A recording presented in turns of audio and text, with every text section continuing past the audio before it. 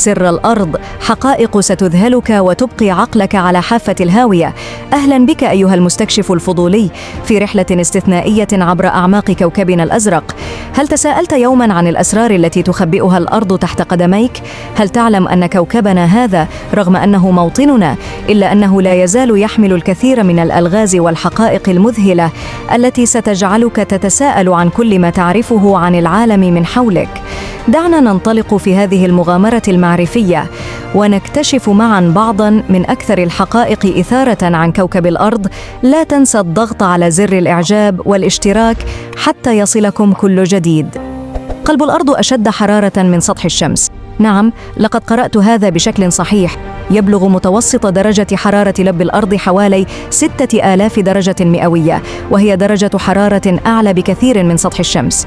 هذه الحرارة الهائلة هي التي تولد الحقول المغناطيسية التي تحمي كوكبنا من العواصف الشمسية الضارة. الأرض ليست كرة مثالية.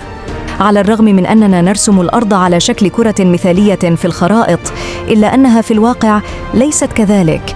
إن دوران الأرض حول نفسها يجعلها منتفخة قليلاً عند خط الاستواء ومسطحة عند القطبين، مما يجعلها تشبه شكل الكرة الأرضية قليلاً. الماء يغطي معظم سطح الأرض.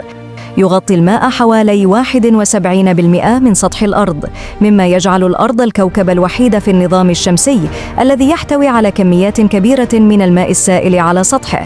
هذا الماء هو الذي جعل الحياة ممكنة على الأرض. الأرض تحتوي على كمية هائلة من المعادن الثمينة. تحتوي الأرض على كميات كبيرة من المعادن الثمينة مثل الذهب والفضة والبلاتين. يعتقد العلماء أن هذه المعادن وصلت إلى الأرض عن طريق النيازك التي اصطدمت بها في الماضي. الأرض لديها قمر واحد فقط. على عكس بعض الكواكب الأخرى في النظام الشمسي، تمتلك الأرض قمراً واحداً فقط. هذا القمر يؤثر على المد والجزر على الأرض، ويستقر دوران الأرض حول محورها. الأرض ليست المكان الوحيد الذي يحتوي على حياة.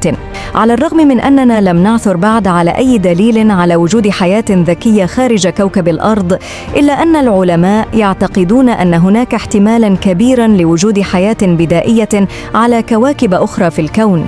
ختاماً، إن كوكب الأرض هو عالم عجيب مليء بالأسرار والتحديات. كلما تعمقنا في دراسته اكتشفنا المزيد من الحقائق المدهشة التي توسع آفاق معرفتنا عن الكون. أتمنى أن تكون هذه الرحلة قد أثارت فضولك وحفزتك على استكشاف المزيد عن كوكبنا الرائع. لا تنسى الضغط على زر الإعجاب والاشتراك في القناة لتشجيعنا على تقديم المزيد من المحتوى المذهل.